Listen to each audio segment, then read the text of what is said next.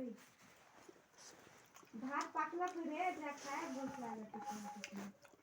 me refresh one more time. It is still being created, I guess.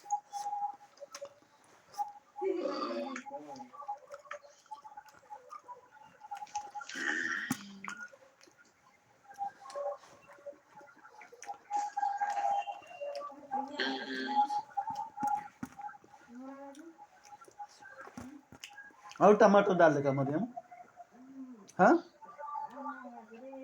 और टमाटर Give डाल it देगा few पालक में seconds. तो वो It will टमाटर create भैया the index.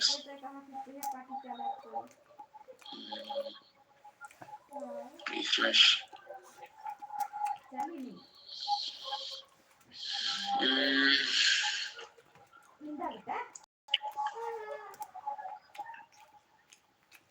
Oh, I got it. You see what is the problem? I created it for capital U users. It should be small U users. Yeah, users. Now if I do just run here TV dot users and click this. This will take some time to create the index. Now the index is created. Now we can look at here. If I refresh, there's an index which is 3.3 MB. There's an index called as 3.3 MB. And if I just open it, it is a user ID which is in increasing order. The user ID in increasing order is saved here. Now what I can do is I'll run the same query that I've run before, and I'm going to increase the font size now. I'm going to run the same query, which is this query, and let's see how much time this takes this time. This ran very quickly, and if I just scroll up,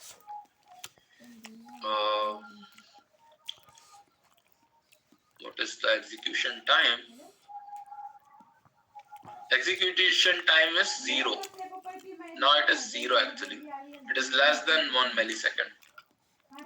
Okay, this is the power of indexes. You see, Vivek, what is happening here? Karan, do you follow? Suddenly the time is reduced by a factor of 200. Karan. Gauri, do you see that? Do you see this magic? This is what is called as. And let's see how many keys were examined. So indexing sorts the data, but it saves it sorts it and it saves it into a B tree. So you can access the data very quickly. Okay. So now there is also something called as document access. There's something called as document examined. So execution stats. This is execution this is execution stats. In this total document examined is 1. Only one document was examined here. Okay. Now let's look at the previous question. Previously, when we had this, total doc examined was 246,000. Okay. These many documents were examined previously. Now only one document was examined. If you examine one document, you have the answer that you are looking for. Does that make sense? Why pass 1 to create index? Because that shows that we want it in increasing order. If you want it in decreasing order, we can do it the reverse also. We can do -1 also if you want the index in decreasing order. That's the user. Okay. So now you can create indexes for anything. You can create an index for username if you want. You can create an index for other fields as well. Okay.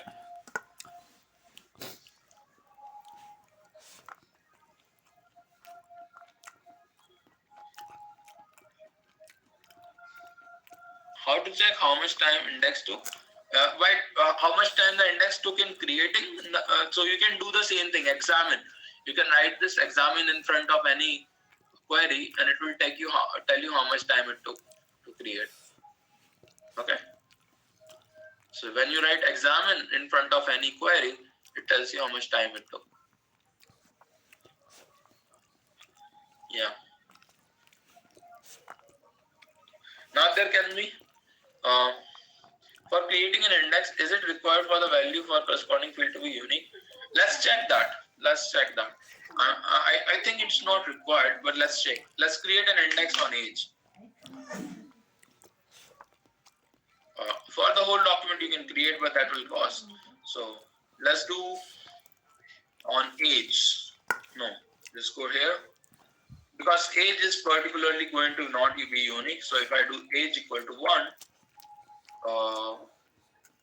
yeah, it got created. Even if the value is not same, you can have an index.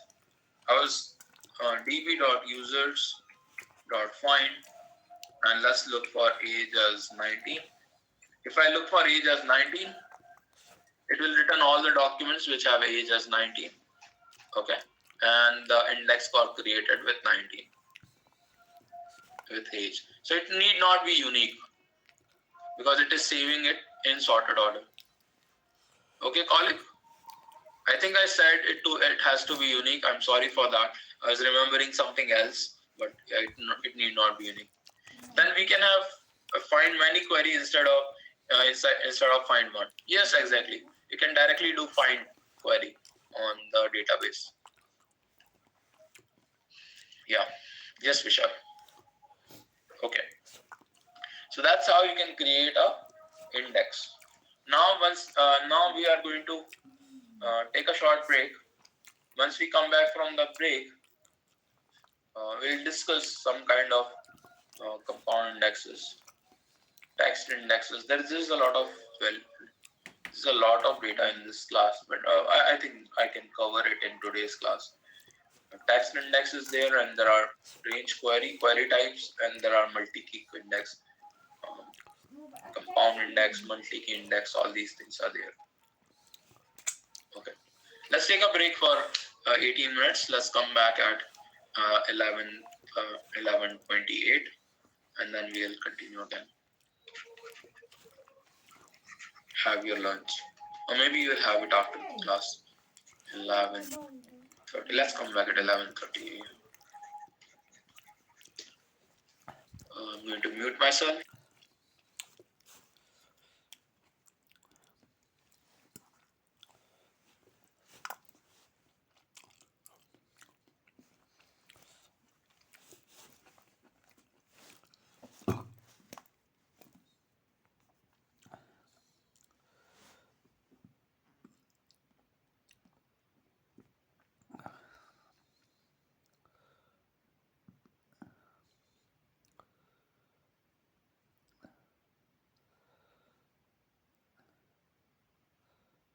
बेटा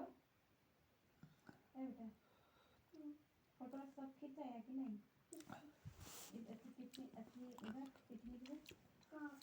खींचा है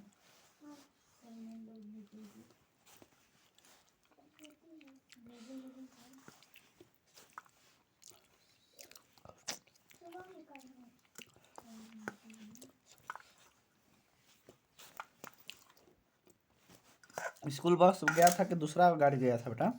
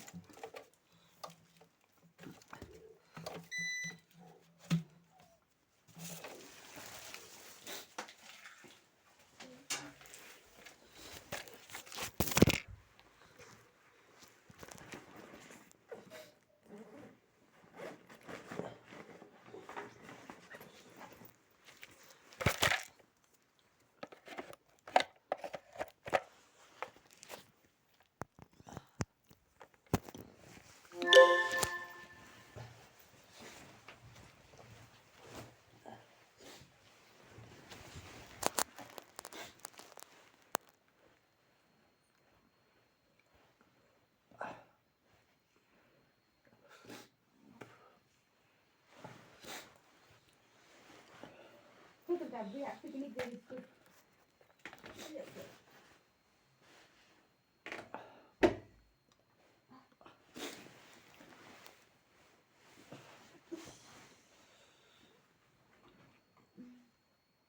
picnic चल गया था मेरे पापा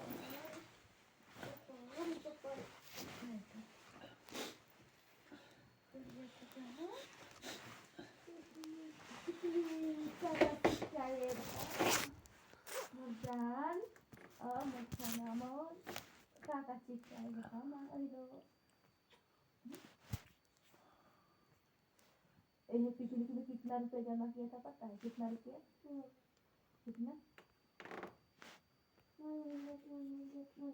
कितना 3 हो ना 300 रुपीस का 300 रुपीस का अभी खाते को हलो खत्म नहीं होता सुबह खाते हलो खत्म नहीं होता सोचो अब तुम अकेले जाके चले खाते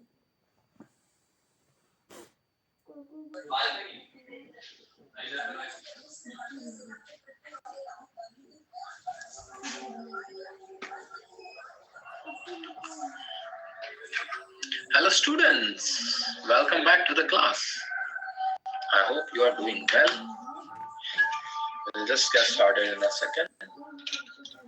Make some noise if you are here.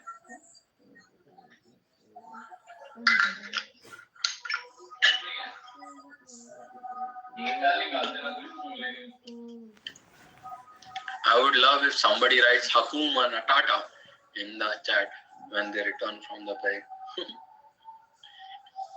Hakuma Natata.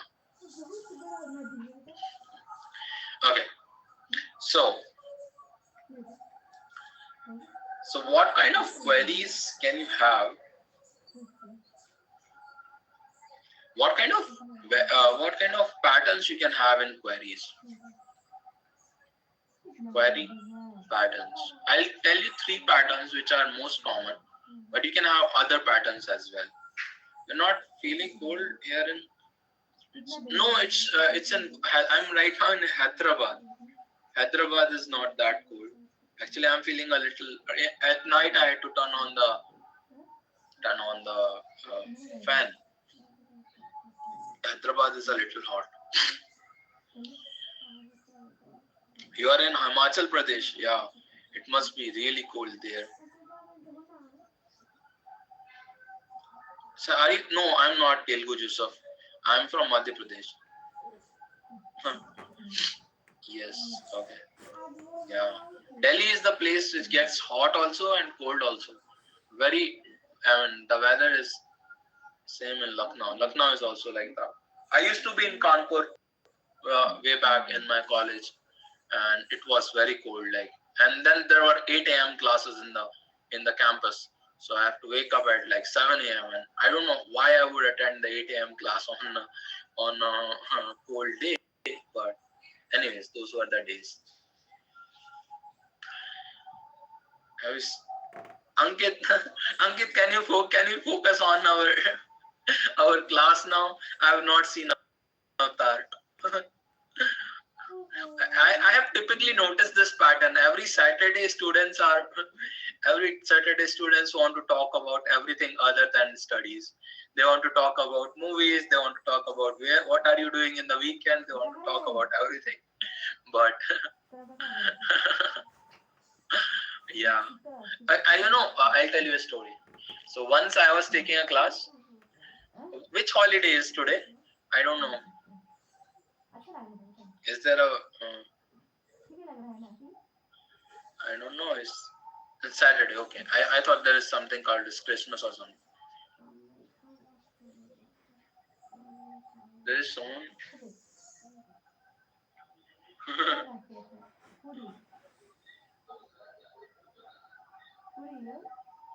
Oh. Okay. So now I was taking a class, and that class was on 14th Feb, and I was taking a class, and everyone was attending the class, and I suddenly cracked what are you doing in the class? And the class has 250 staff. And I said, what are you doing on 14th Feb attending a class on data structures? Don't you have something else to do? And that comment actually backfired on me because student asked, Anshul, what you are doing here? Don't you have something to do? And yes, and then I stopped making comments on 14th Feb. Anyways, there was a class on 14th Feb last year.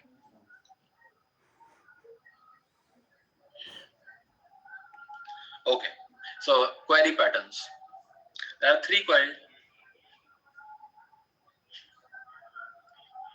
Yeah, my bosses are not that generous.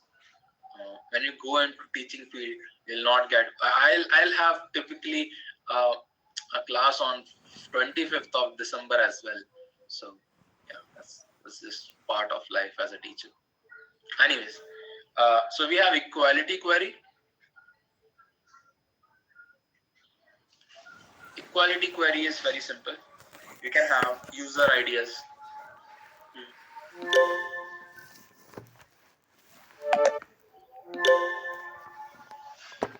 Okay, so equality query is where user ID. Suppose I say user ID should be equal to, yeah, user ID is equal to 200. Then you're looking for a user whose ID is equal to 200. But there can also be range query. Range query. In this range query, you can look for a range of values. For example, you can have db.users.find the users whose age is greater than 18 and less than 23. So this will return you all the users whose age is between 18 and 23. So this is called as range query. You understand what range query is? You understand this $GT and $LT, less than and greater than?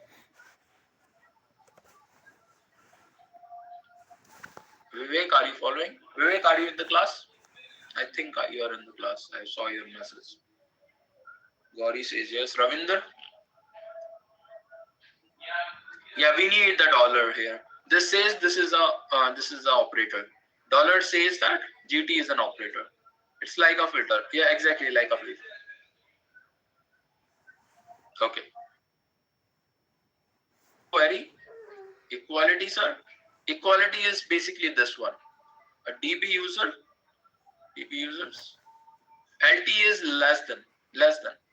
LT is less than. DB users dot find. You can have age as 19. This is one way, which is I'm only going to return the users with age as 19. Here I'm going to return between 18 and 23. And the last option is multi-value query with sorted result. We can also have these results sorted in order. Suppose this query returns the same query. After this query, what I do is I sort. And I sort it based on the age. So if I do this, this is the same idea. I'm returning multiple values, but now the values are sorted. So I get all the ages from 18 to 23, and the students are sorted. The users are sorted based on their age. So equality, range, and sorted results. These are the 3 general patterns you will see in most of the queries that you will write. Why age 1? Because I want it to be sorted in ascending order. Whenever I say 1, it means I'm talking about ascending order, increasing order. And age -1 is actually a decreasing order. Age 0 is nothing current. Either it is age 1 or age -1. Okay. -1 means decreasing order, 1 means increasing order. Simple. Very simple stuff. Now I'm going to write some notes in the VS Code because I think there's a student who needs the notes, so I'm going to write it for him. So this is how you can create a collection. And now to create an index, create an index. To create an index, all you need to do is db.users.create index, and then you can decide on what you want to create index. Typically, you can do it on user ID, and user ID 1 is what you're doing. And to search for, this will create an index for user ID. Okay. There is also one more thing that you need to do: explain function. This function, when you append dot explain, what do I have to say? Execution stats, I guess. There's something called as explain. Yeah. Execution stats. When I do this, when I append this at the end of a query, I can get the runtime details of the query. That's explain function. And then there were three query patterns. There are three query patterns. First which is called as equality query. I'm going to equality query. This is example of this will be db.users.find, and we can have user ID as 250.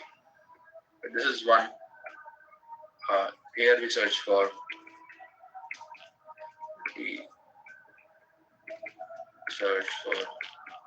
exact values. Then we have range query.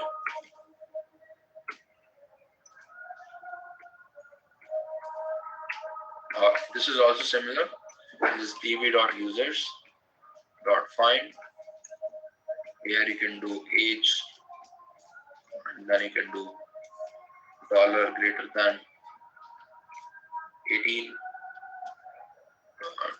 dollar less than 23, and this actually here we search for values in a range, and then we have finally sort multiple values. Query with sort results. The same query can come, and at the end of the same query, we can have sort based on, say, I can sort it based on age, or if I want, I can also sort it based on any other index that I'm looking at. So I can do something like sort based on age, and then I can do here we sort the result in when to put braces. Whenever you are sending an object, you have to put braces. Whenever you are calling a function, you have to put a when curly braces will come when you have to put a when you have to send an object, and when you have to call a function, it's brackets. Okay. The result is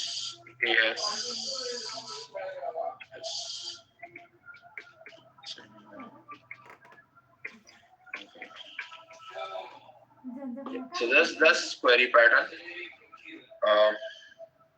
You can also have compound indexes if you want.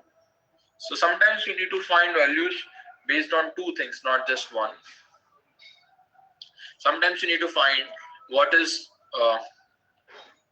So just give me 1 second. Let me save this. And sometimes not only are you looking for the age, but you are also looking for number of posts. So you have users dot find age. Age should be dollar greater than 18. Age should be greater than 18, and number of posts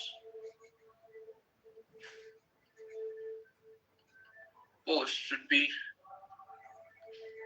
greater than dollar greater than 100. Okay, so this can be a function. This can be a find function. Now this will actually require you to sort it based on age, and wherever you have sorted based on age, you also want to remember inside a given age what are the number of posts that you are saving. Okay, so if posts are not, if you don't have a uh, if you don't have a combined compound index, then this might be a problem, because although you will get all the people with age 18, suddenly you again have to search for each of them inside that bucket to get all the people with number of posts greater than 100. Okay, suppose this is the list of people with all of the people with age greater than 18. You again have to search for people whose number of posts is greater than 100. So this will, although you have an index for age, if you don't have an index combining age and number of posts, it will take some more time. Does that make sense?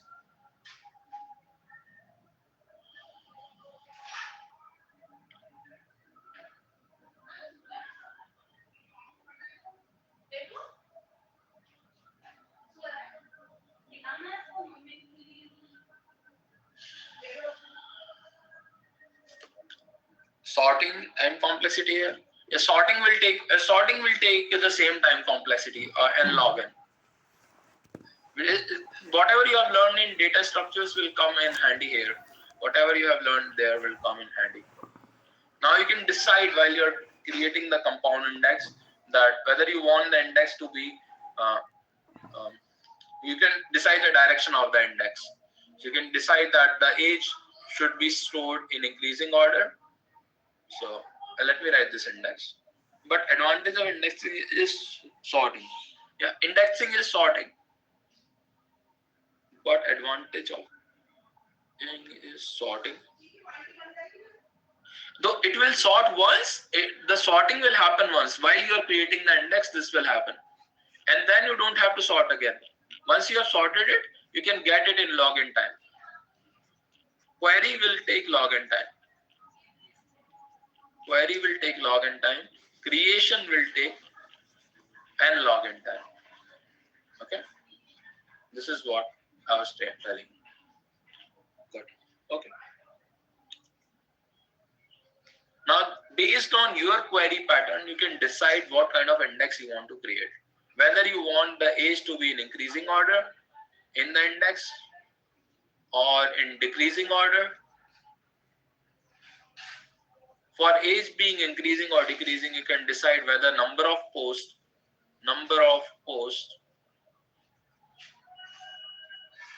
are increasing or decreasing. You can have increasing number of posts, decreasing number of posts. For decreasing number of age, decreasing age, you can have increasing and decreasing. All four combinations are possible.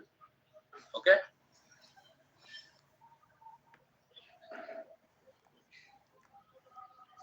Didn't get it, Aradhya. Okay, so I'll explain this. Just don't worry about it. I'll explain it. Let me go back to my code. Let me define how to create a compound index first. Okay, you got the reason why we are creating a compound index, Aradhya Gupta? Did you get that? Yes. Okay, now I'm going to tell you how to create a compound index. Compound index.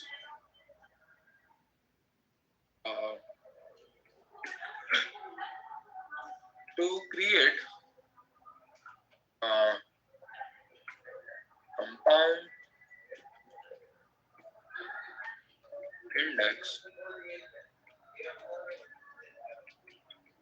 following command. The following command is db dot users dot collection. db dot users dot create index. And in this, instead of just sending a single value, you can send two things: age, and the value is 1, and count of posts. Count of posts as 1. Okay. Create index is 1 and count of posts is 1. This is going to increase. This is going to create an index where age is stored in sorted order and count of index is also stored in sorted order, in increasing order. It means 1 means increasing. Yes. So I'll write it here. 1 is equal to ascending and -1 is equal to descending. Okay. Aradhya, are you? Count post means, you remember this this user I have created with count of, it is number of posts actually, not count. So I created this user with different fields. For that user, I am creating this number of posts and age. So there are two fields in every user. One is number of posts and the other is age. And for these two values, I am creating an index. Does that make sense, Vivek? Vivek, does that make sense? Posts are basically Twitter post. When you create a post on Twitter, it is called as post. When you write something on Twitter, like you post on LinkedIn or you post on somewhere else. This is a field inside the user object or user document. Okay, and then there will be different types of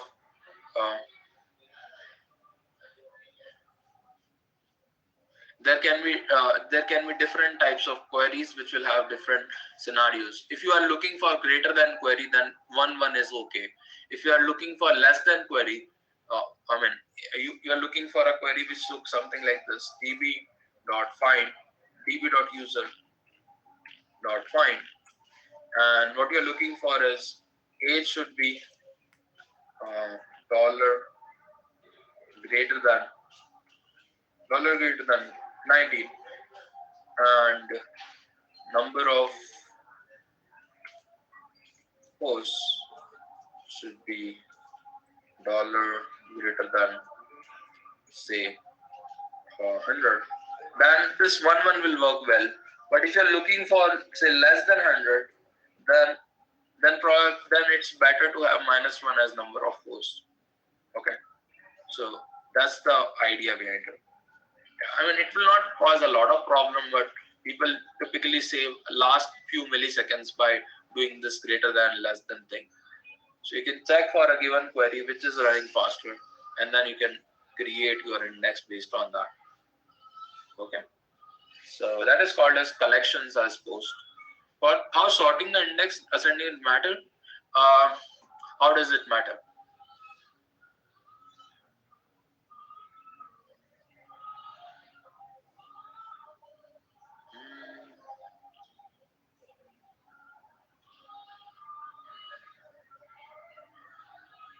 How does it matter?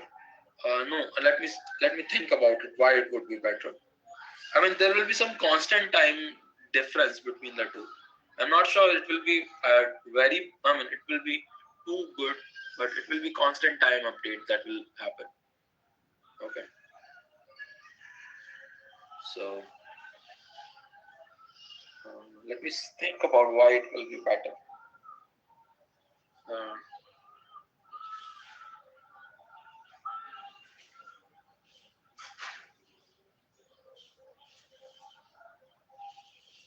oh yeah, here is why it will be better. Let me tell you. No, let me tell you why it will be better. If I do dot sort on age as -1 and number of posts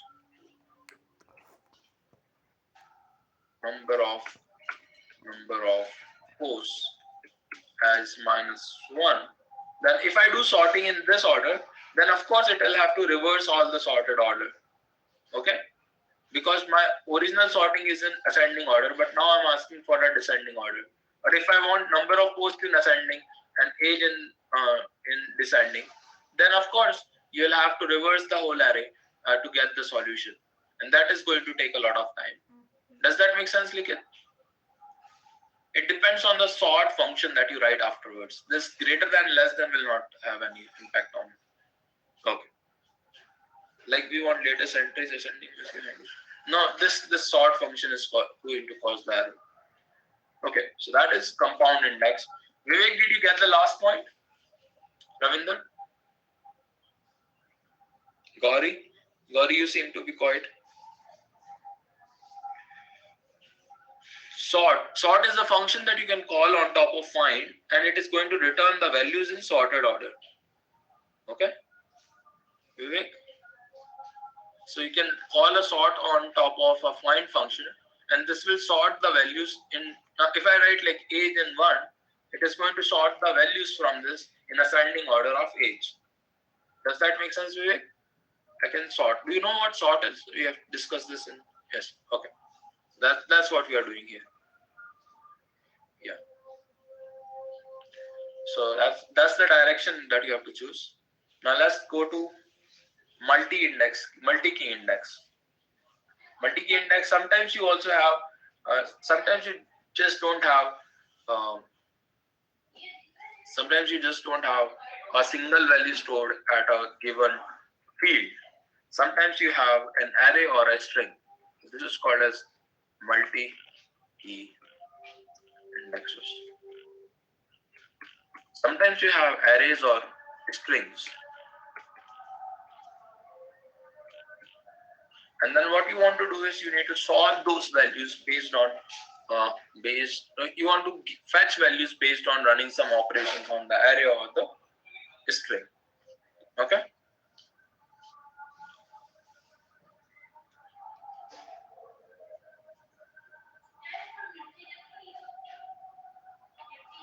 So the only thing that you need to do is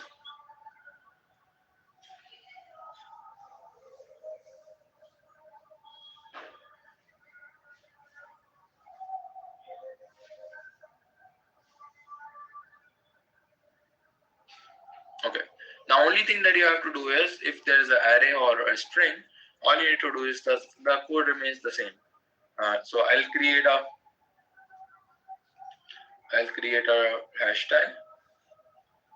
Suppose you save a hashtag for a given field. So what you can have is a user, which looks something like this.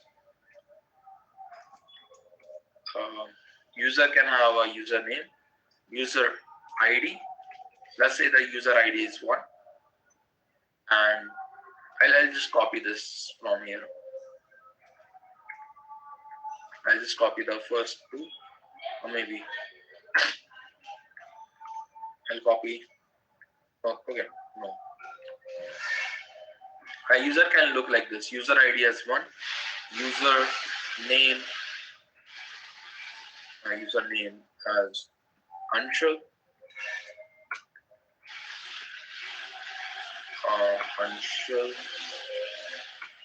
and there can be a tweet by the user. Okay, and the tweet can be, I like coding in JS, like this, and then there can be some hashtags where the hashtag would be coding. This is an array, coding JS, maybe web dev, and so on and so forth. Now what I can do is I can create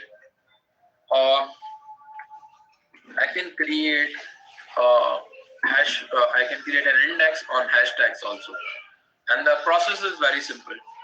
You can just do db.user dot this is a particular user, so db.users dot create index, and then I can send hashtags as one. If you do this, you'll create an index which is based on an array. Very intuitive, very simple. Now you can search for a place where hashtag is war. Okay, so or maybe you can search for something like this. Now if you do this,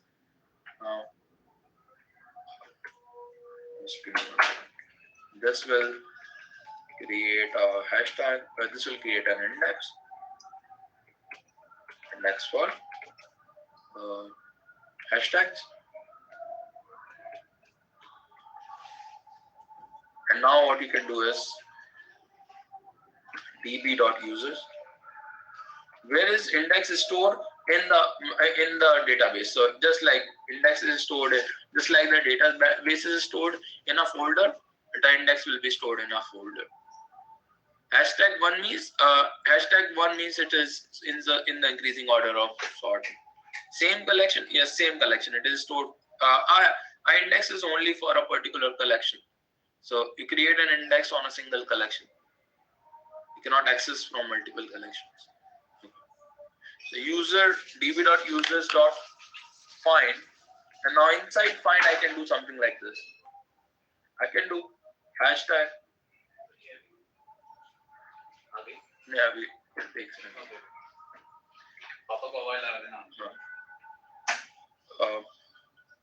So users db.users.find hashtag, and we can say that hashtag is what I'm looking for, a JS hashtag.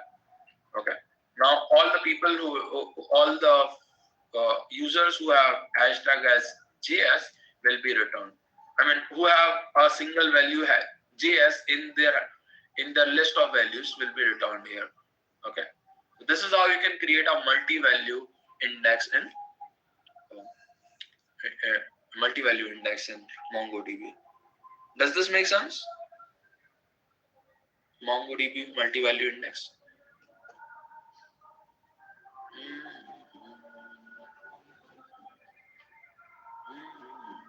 There can also be a text index, which is also very simple. If you ask me, it's very simple. All you need to do is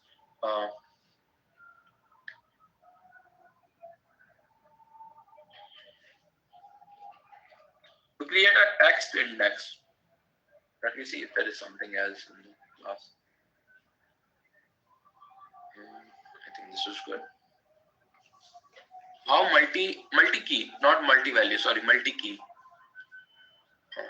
There are multiple keys for a given index because this is an array. This hashtags is an array that you are looking at.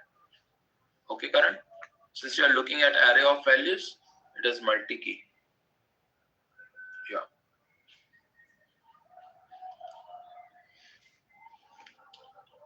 Now,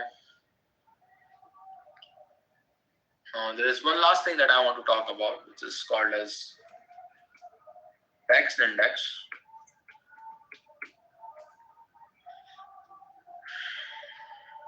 Now, there can be,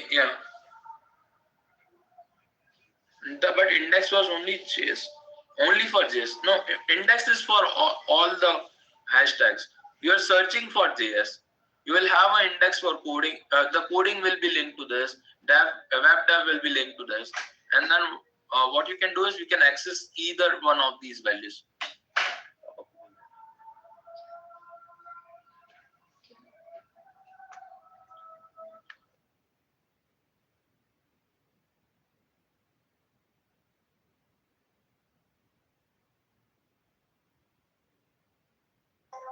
So that's how you can have a multi-key index.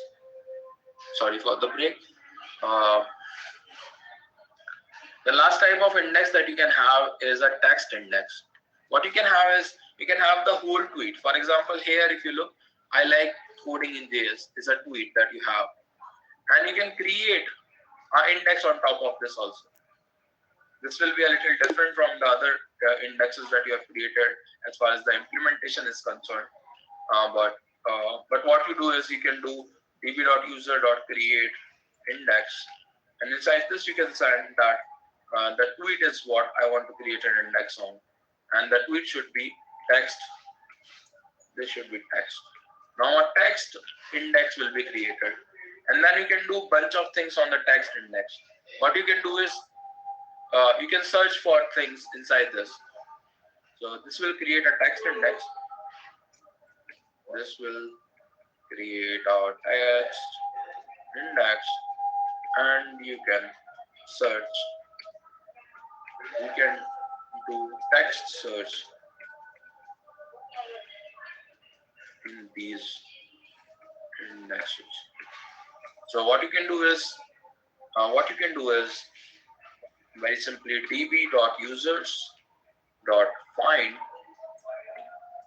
and then you can say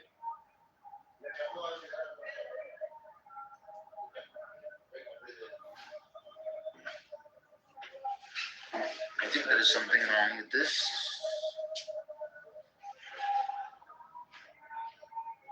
Just give me 1 second.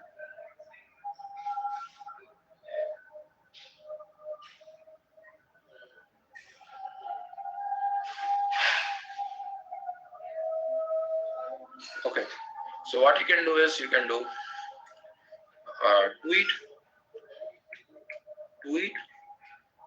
and then you can do colon, dollar text, and then you can do dollar search. Yeah, exactly, Abhijit. They will auto update. As soon as you insert a new query, a new update entry, and the older index will auto update.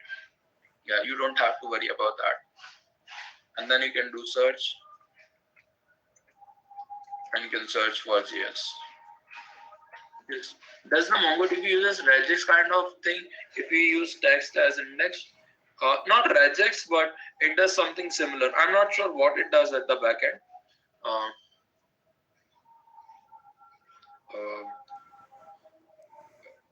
but I'm just give me 1 second. Let me see what it can do to implement this. New entries will be get an index created by itself without running created. Yes, that is true, Abhijit. New entries will get an index created by themselves. You don't have to create an index yourself. Index will update automatically. So index is basically a table, and whenever you enter anything, so this is one thing that you want to remember. I'll come back to your doubt, Vishal. I don't know how it exactly works. It probably works using some string searching algorithm, but I'm not sure how it works. Maybe it works using some kind of hashing on top of text. So some text-based hashing might be used at the backend. I'm not sure. Now, Abhijit, your point. You are raising a very important point, and I want to append. Since you have raised this point, I want to take some time talking about it. So we are talking about indexes, and this happens a lot. Whenever you have a new index and you update a value or add a value, the index gets updated. Index gets updated. And what is the unwanted side effect of this? If you have 10 indexes, all of them are getting updated. What is the side effect of this process? Abhijit, can you tell me?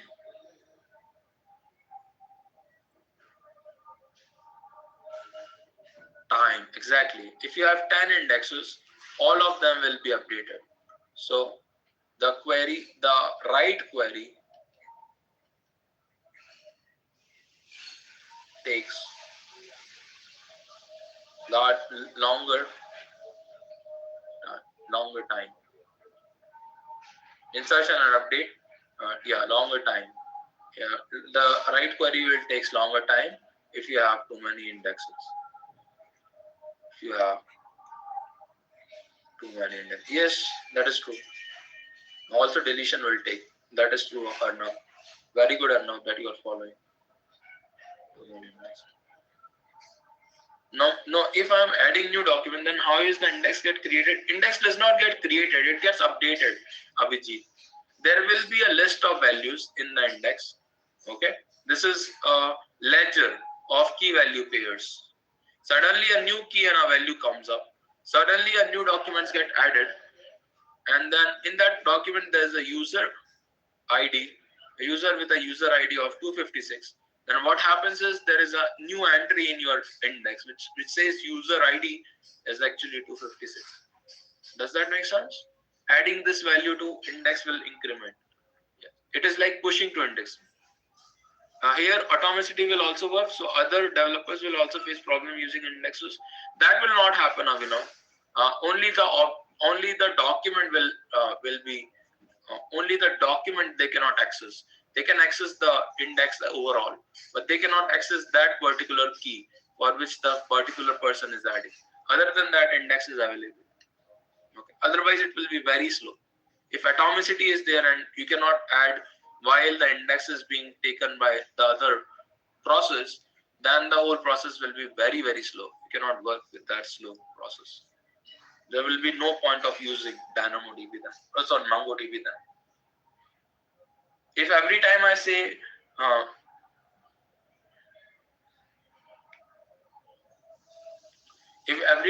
hey, DynamoDB instead of MongoDB, I should get $100. I will be very rich. So on whichever field we have created indexes in this collection, for every new document, all the indexes will get created and updated. Not created, updated, only updated. Not created. Only that value gets pushed. You can think of it like pushing the value to the index. Okay? Yeah, that is true.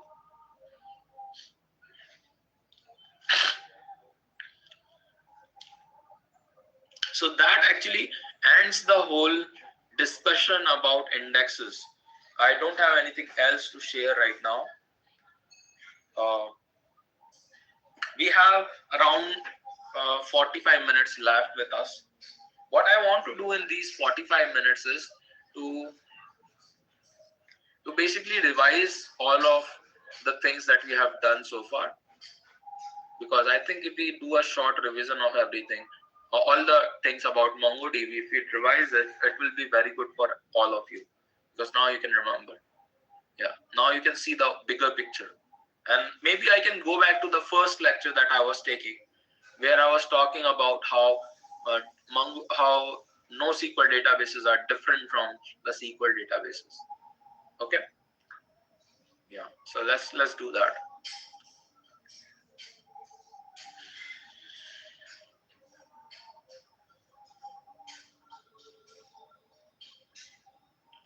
So we'll start with the first lecture. Let me see what I have. Intro to MongoDB. I have from this. Okay. I'll stop sharing this. I'll just write it as a revision.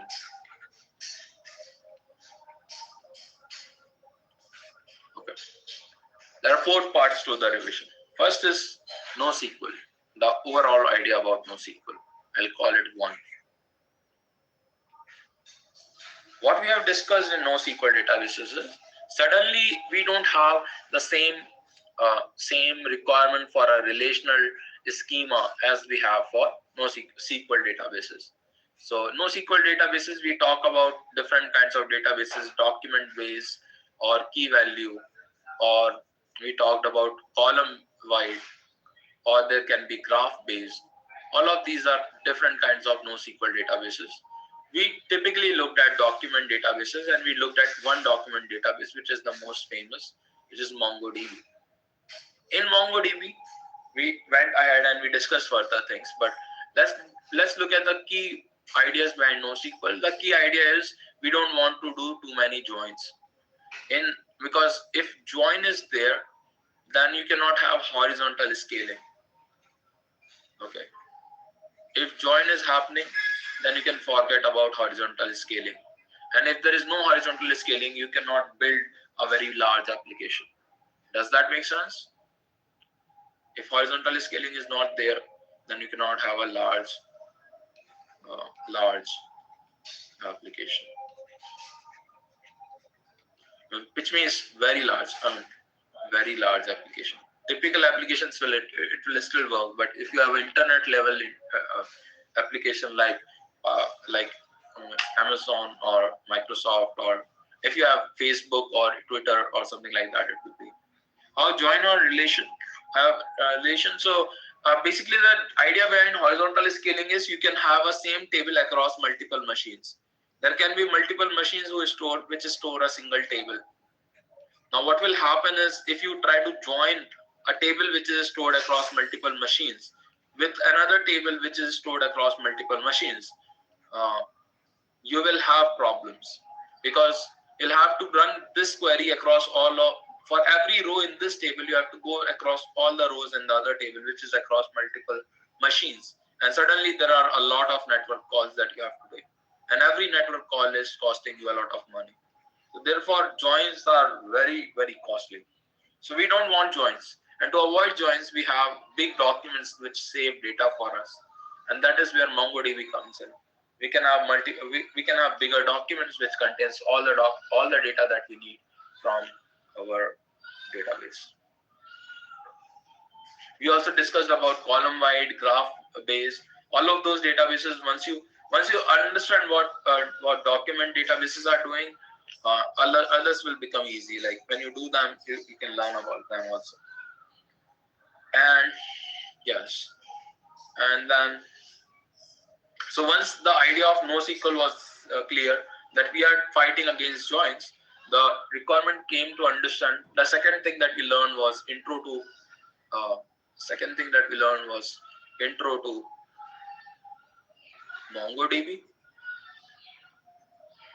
And as I've already said, MongoDB is basically a document-based database. What it means is that everything, then how it fetches what is it? But MongoDB can have across multiple machines. Every document it will know which machine a particular document will be. SQL we have already discussed before. SQL will we will know which document is on which machine. We'll directly call that machine and get our document. It is as fast as that. There will be only one call that will happen, and that document will contain all the data that we're looking. Vivek, I didn't get your question.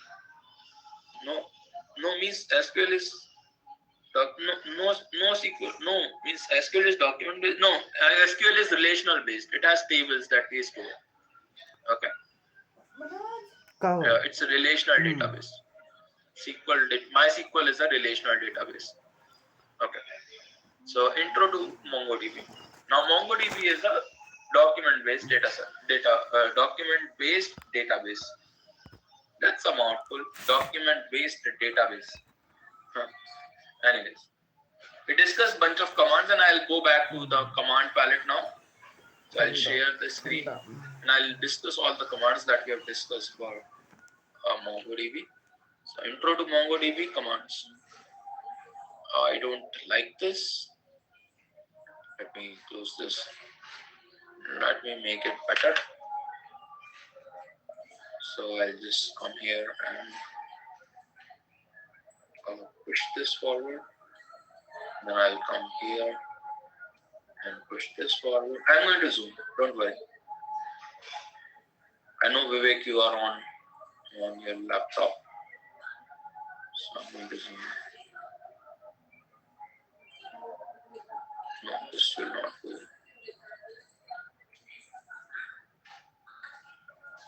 Address ID is this.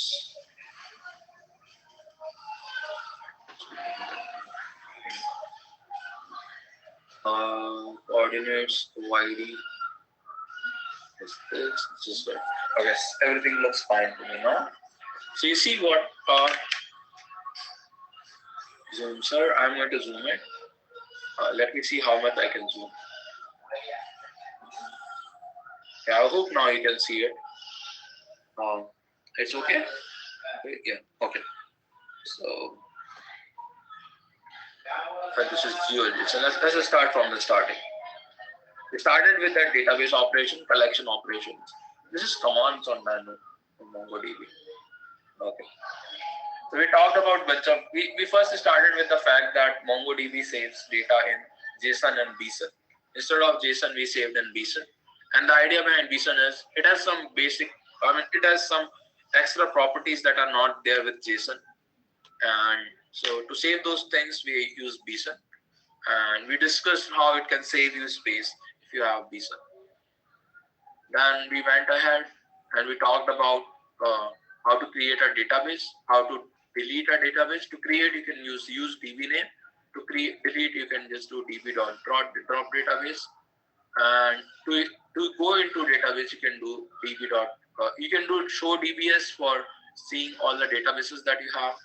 And once you do use database name, what will happen is you will enter into that database and you will start using that particular database.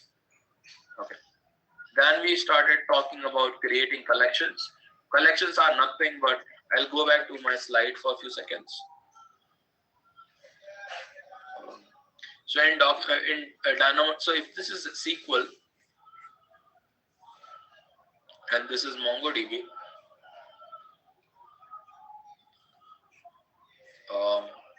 you can have something like this. In SQL, there is DB, database on the top. Inside database, there are tables. Inside tables, there are rows. And on each row, there is a column. There are columns inside rows. In MongoDB, something similar happens. On top, there are databases. Inside database, there will be collection. Inside collection, there will be something called as document. Inside document, there will be something called as field. Okay. This is how MongoDB is there. Now we are going to discuss we'll discuss all the operations in that manner only. First, we started discussing the operations on the DB. So we have create DB and we have operation to create a DB and to drop the DB. Then we have showing the DB. Then we have collections. Collections also have three operations. One is creating collection. Another is to create a collection. What you can do is you can directly insert into the collection. If the collection is not present, it is automatically created. It does not throw an error saying there is no collection. There is no collection with the given name. Yeah. This is one. And show collections is the same. You can look at all the list of collections. You can drop a collection by calling my collection.drop. You can insert many documents. Now let's talk about CRUD operations on documents. You can insert many documents by calling insert many. If you want to insert one document, you can call insert one. And you can find document by passing a filter and bunch of options. I have not gone into the exact details of options. I've discussed few of them, like collation I've discussed, but you can read about them. They're not that important. Sometimes they're useful, but it's not. I mean, you can just go into those details later. You can delete all the documents depending on a filter. You can update a bunch of documents by calling filter, update, and options. Update menu will update all those documents. We have discussed a bunch of operations that you can have, like sat in and how to delete collection. To delete a collection, you can just do drop collection. There's something called as db.mycollection.drop. This will delete the collection. Okay. So I'll just save this. This will delete. Remove is also there, but remove is basically I think that remove is what is called obsolete or deprecated now. Drop is what you use. Remove is deprecated, so you can directly use drop. It is old. So whenever a use case is old, they remove it from the. This will delete the collection. Okay, so let's go down. Did I mess up the format? Let me see. You can delete things, and then we talked about how a particular document look like. For example, this is how a GeoJSON file look like. GeoJSON is this idea, this one. This address thing is a GeoJSON field. It contains a type and coordinates. We discussed bunch of types like point, triangle, and polygon. Something like this we can do. And then we can, once we create an index on the GeoJSON, we can search for a particular GeoJSON index. So those were a bunch of operations that you can do on DynamoDB. In last class, which happened yesterday, let me see if anything else is remaining in this part. Yeah, I also discussed about object ID. There is a function called as object ID function. So I'll show it to you, show it running to you. So I can run this function to get an object ID for a given number. So if I do, let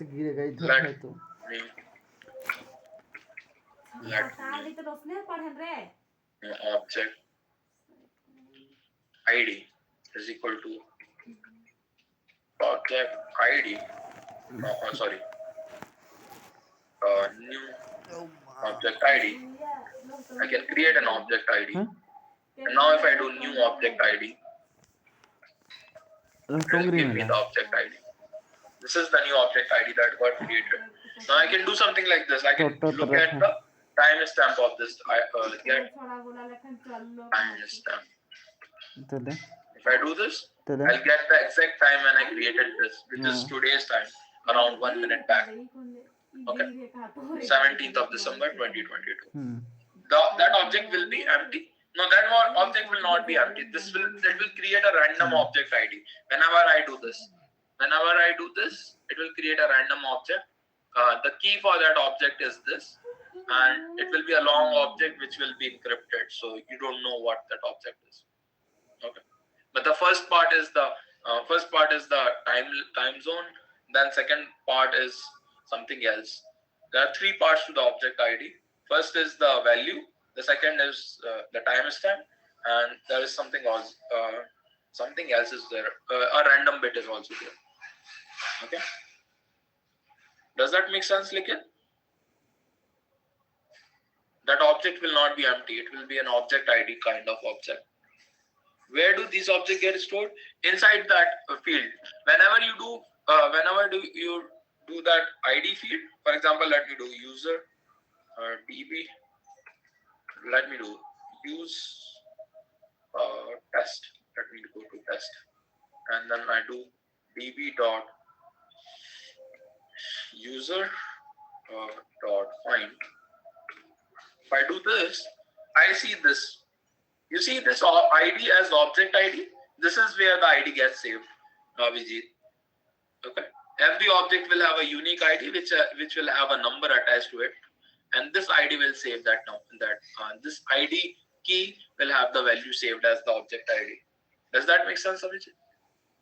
The new object created. Yes. Every time you create every time you insert a new row or a new object, a new document, a fresh ID is created. This is what that ID is. Okay. Aviji? If not insert, then it will not get created. It will be just saved in a variable, and whenever you restart, it will go away. MongoDB created and updated it by default. Yes, MongoDB creates this and updates it by default. If you don't say ID, time-lapse again, time-lapse is nothing but get timestamp. So once you create an ID, you can get the timestamp for that ID. An ID contains three parts. One is the timestamp. Second is the key. There's a key that you pass. And the third is the random integer that you're looking at. So every ID has three parts.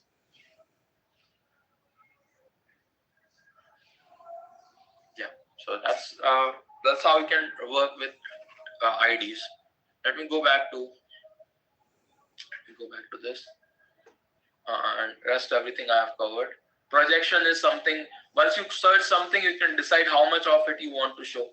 Just like in select, in SQL, you can decide how much of the table you want to see. In MongoDB as well, there is something called as projection that is going to tell you how much of the data you want to see. I'll just write it here. Projection.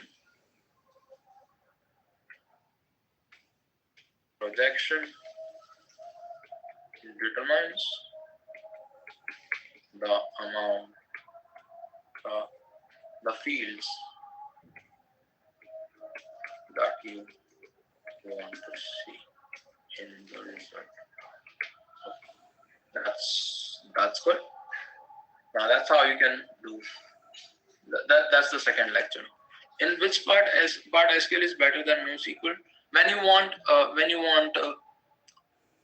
have a banking system, or when you want security and asset properties. Projection is something we discussed in the second class, Vivek. What you can do is, once you do the find operation, you can decide how much of it you want to project. Just like in SQL, you can do select. In SQL, you can do select star from user. This is a query, but this is one query where you are getting the whole user table. But there is also one query where you are doing select name from users. Now you are only getting the names of the users. Okay.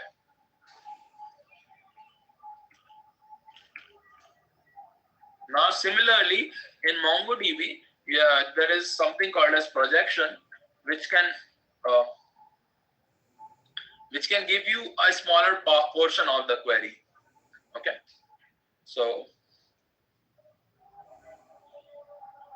let me see if I have the code for it.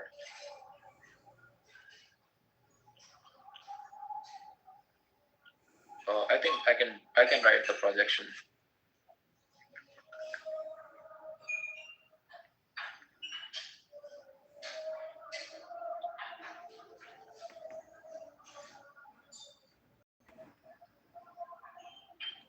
Okay, I'll write the code for projection. Just give me 1 second.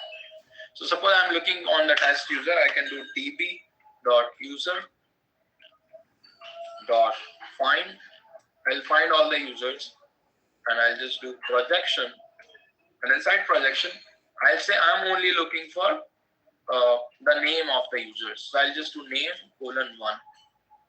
Now if I do this, I only get the name of the users and the ID. I don't get other details like address, etc. This is what projection does. Okay, Vivek, does this make sense?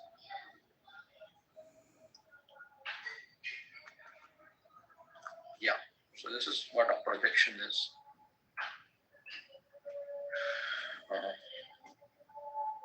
I'll show you an example. This is an example of a projection. So I'll save this. And what is 1 after name? That means I want name. If I do name as 0, then name will not be shown. So if I go back to that query, and I just do, here if I do, name can't be 2, cannot be, yeah. So in this case, you can do underscore ID. If I do this ID as 0, ID, no, it cannot be 2. If I do this ID as 0, ID will not be shown. Now only names are getting shown. Yeah, 1 and 0 have different meaning and different params. Here now you can see that only names are being shown. ID is not shown. This is why I have 0 and 1. Does that make sense, Vivek? To remove and show something.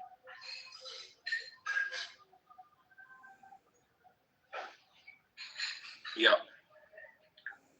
Write 2. Okay, let me write 2. Let me see what 2 is. 2 is also okay. 2 is also going to show the details. I don't know what is the value of 2. Until now, we saw 2 things. It's just Boolean. Yeah.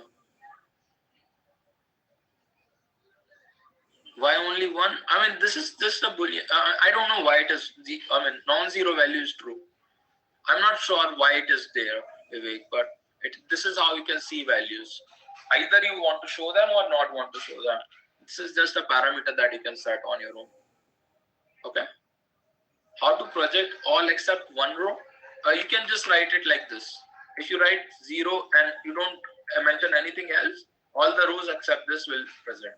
Now all the things except the ID will present. When you do one value instead of 0, then it will like this. Okay. But not get logic behind 1.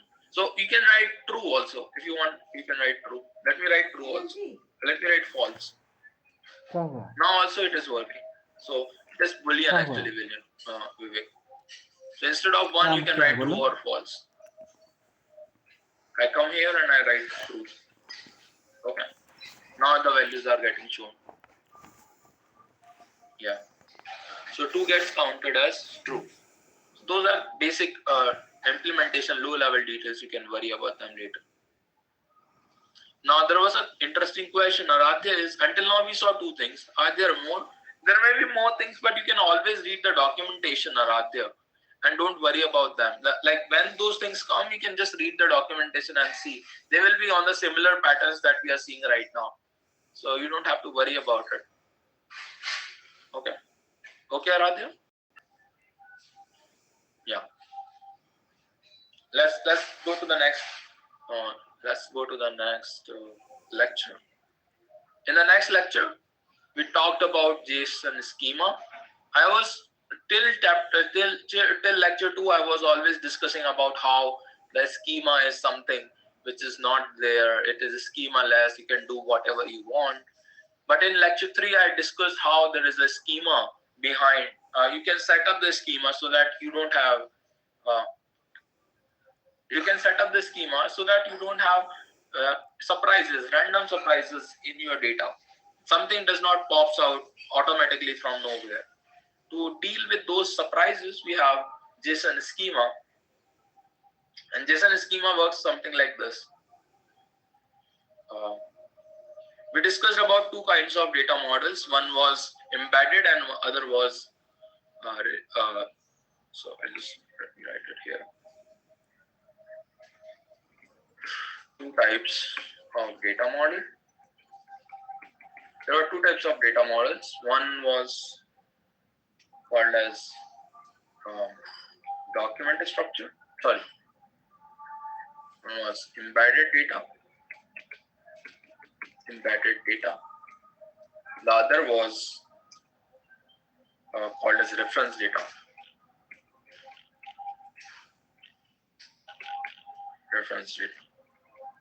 Okay. In embedded data, you can have something like this.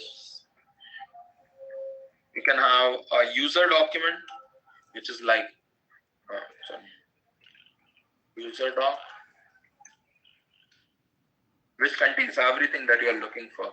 There will be a username, say Anshul, and then there will be a contact details, which will itself be an object which contains an email, which is anshul@gmail.com, and then there might be a phone number. Since you already have my phone number, I can write it 8185970934.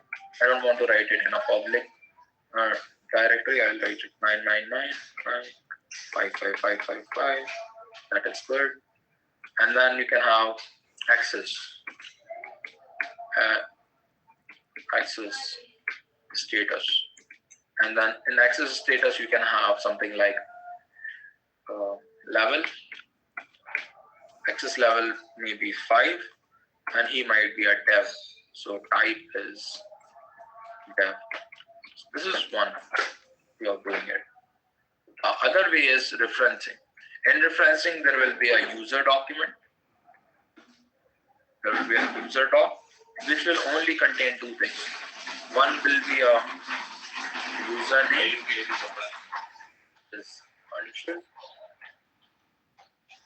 and then there will be a user ID. What is access status? Suppose I'm talking about Aradhya. Suppose I'm talking about a system where we have developers and admins, etc. We can have access status in that case. Okay. No, DB will not crash. It will reject the entry. Joseph didn't understand reference and embedded. You will understand in just a few minutes. Joseph, can you wait for a few minutes? Just 2 minutes, wait for it, and it will understand. You will understand it. User ID is there. and say user ID is 23. Now this is a single document. This is the user document. This will be inside. This document will be inside the user collection.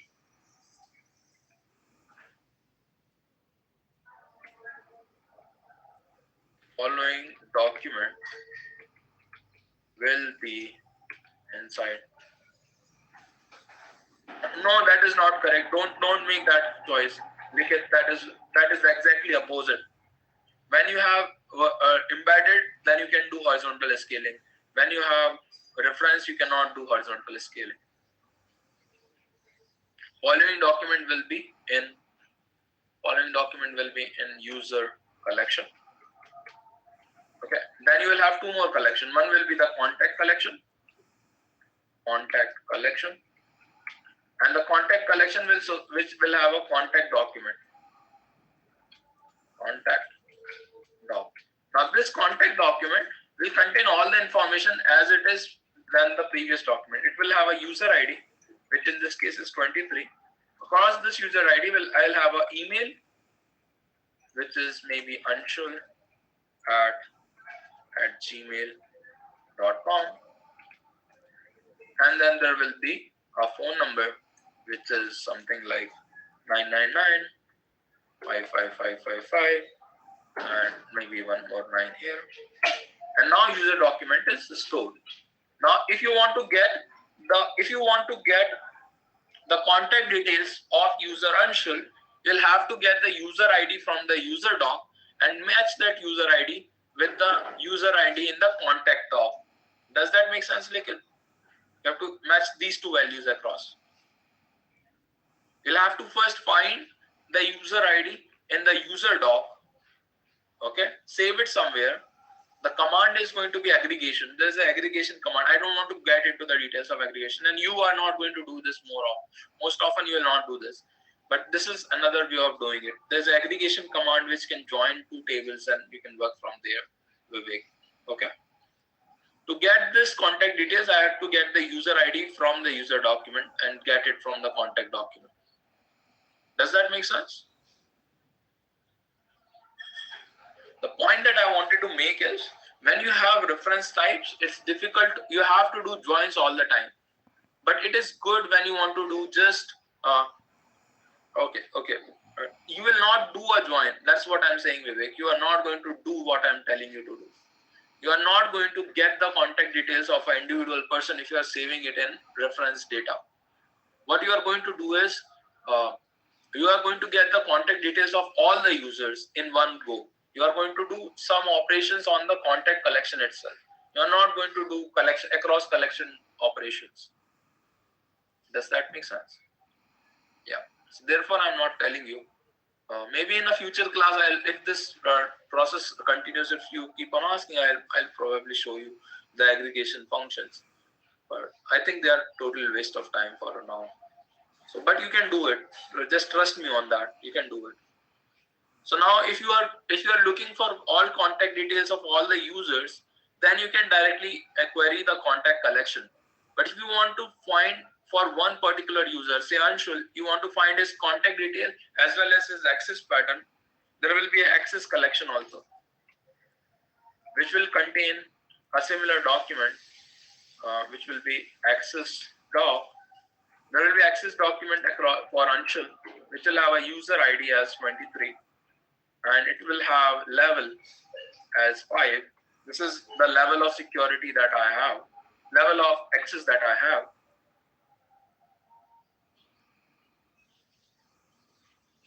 Reference will have something common. Yes, reference will have some user ID as common, some foreign key, some local key concept will be there. For example, user ID is a foreign key for access document, whereas it is the primary key for user document.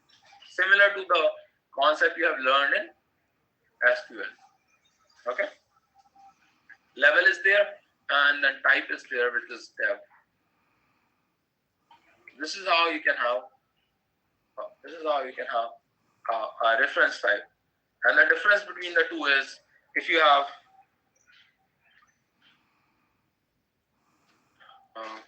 reference will take too much time.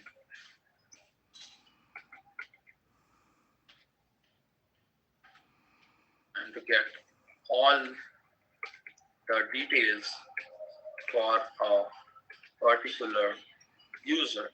Now this can speed up, this process can speed up if you have something called as indexes. If you create indexes on all of these properly, then you can do it faster, but it will still be like 2-3 calls. At least 2 calls will happen. It'll take much longer time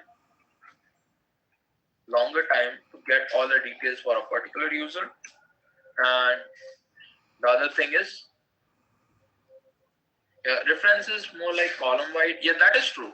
That is a very good distinction you have made, Vijay. Reference is similar to column wide, and the embedded will take longer time if you want to do analytics on context or access. So those are how reference type and embedded were there. Then we talked about atomicity. I said that MongoDB is atomic as long as you're talking about a single document. It is not atomic across documents. So you can update multiple documents together. And I draw a nice figure where I was talking about there can be multiple processes accessing multiple documents at a given time, and how MongoDB is going to coordinate those processes. So all those things I discussed yesterday. And then finally, I got into this business of a schema. So schema is something which you can define beforehand, and anything which do not agree with the schema will not be inserted into your table. Here is what a schema for a user where a username and an email address is required is there. The username is of type string, and the minimum length is 2 and the maximum length is 50. Similarly, the email should be of this pattern that I have specified. If the pattern is not matching, it will not be matched. Okay. You can use collection modification function.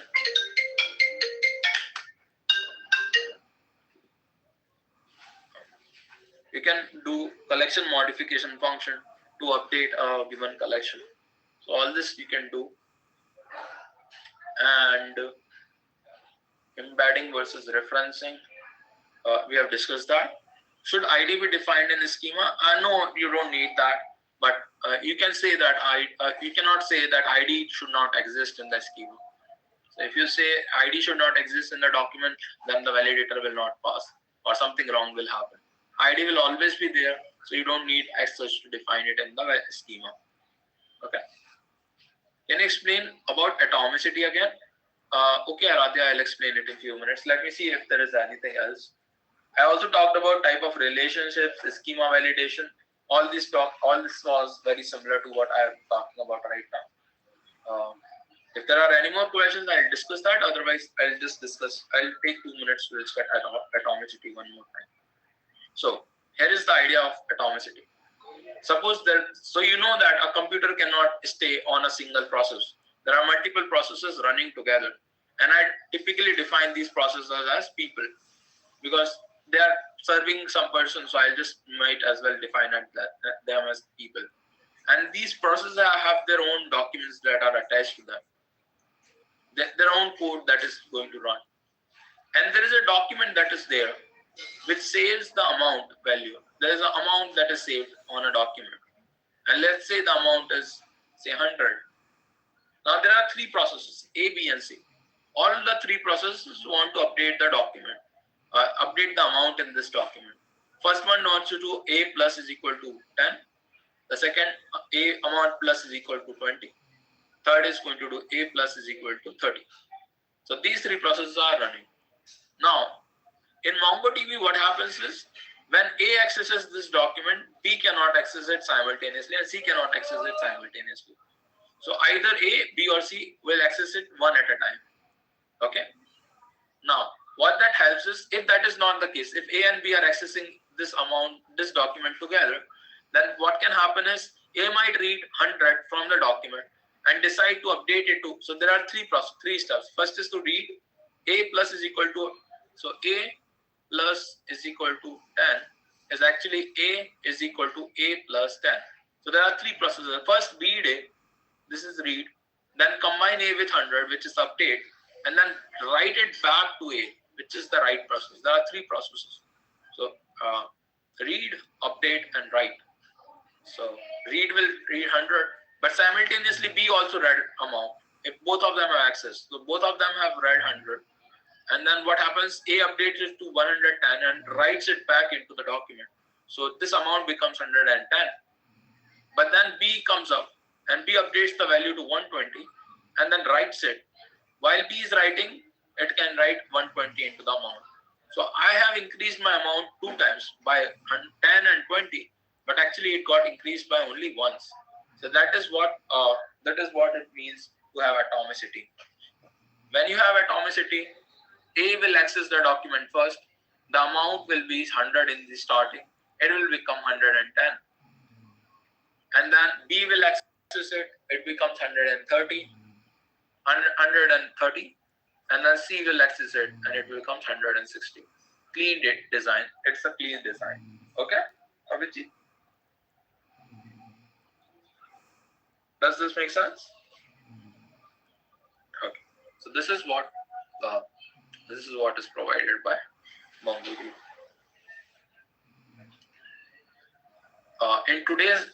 Those are the 3 lectures that we took. In today's lecture, we discussed about indexes. And indexes, I started off by talking about what is an index, how it gets implemented. Then I discussed about different. I discussed about how time complexity of a large collection, which we were not able to create completely, but we create like 200,000 documents in that collection. We searched for a given value in that collection, saw that the time complexity was 272 milliseconds, and then we created an index on user ID, and suddenly the time complexity was less than a millisecond. It was almost 0 milliseconds. We did that all process by using the explain function. Once we append and explain in front of a query, I can see what all went inside that query, how much time it took, and all other details of the query can be taken from there. I also talked about 3 types of query patterns, which are equality, range query, and multiple query with sorted results. That index post allowed. That is allowed. Where?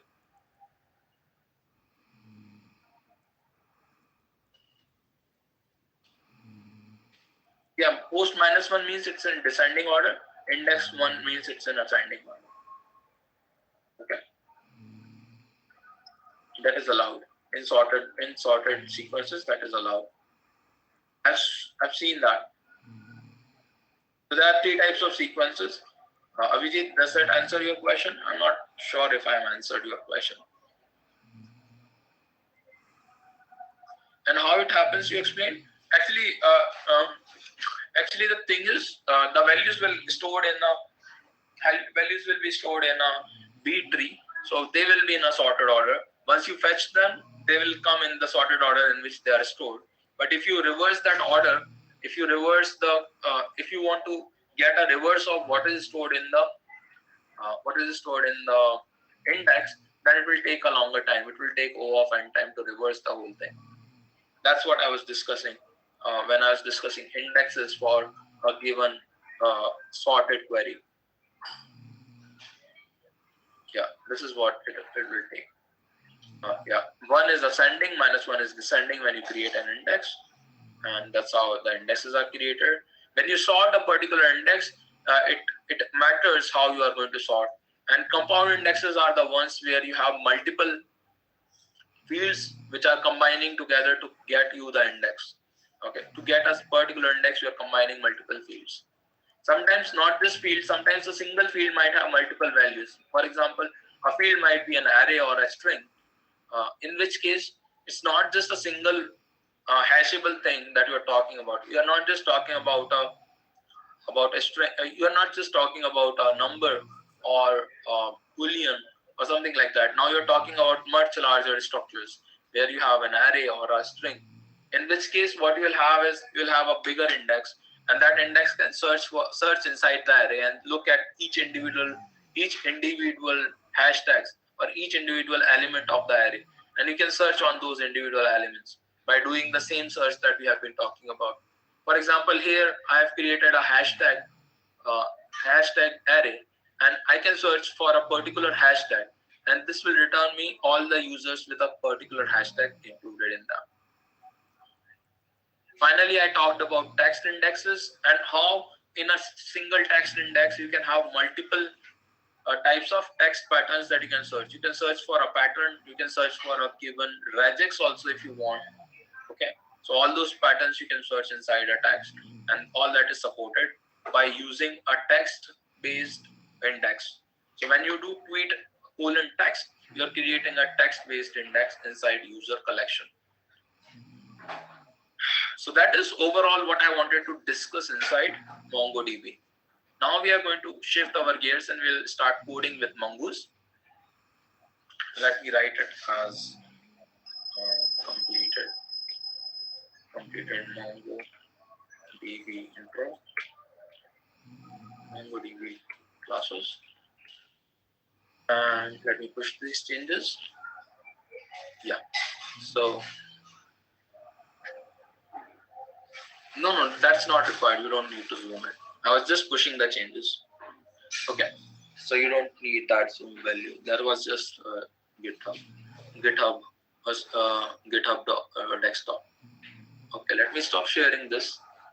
You see, any questions about MongoDB that you want an answer on?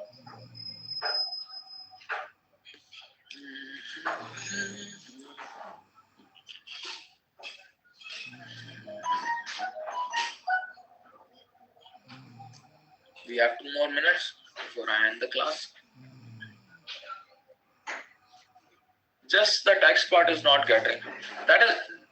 Don't worry about it. You can directly use it without understanding it completely. Basically, whenever you want to text search something, create a text-based index. I also don't know how it works in the backend, so I cannot help you there. So from next class, we'll start coding the CRML. We'll definitely start coding from next to next class. Next class, we are going to talk about mongoose. We'll do little bit of coding, but not much. We are going to talk about mongoose and how to design the data. But next to next class, next 4 or 5 classes or maybe 6 classes, we are only going to discuss how to create the CRM app, nothing else. Okay. Yeah.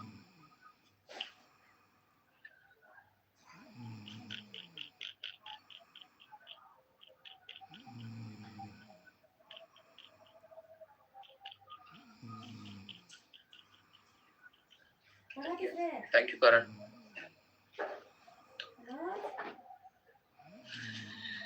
So have a nice weekend. I'll drop this call after 1 minute. We have 1 more minute left in 1 o'clock.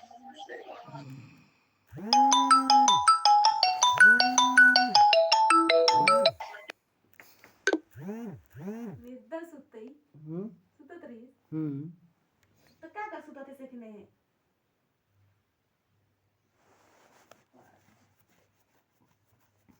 कर ली देखा पैसा लगी लेकर गरिया कहीं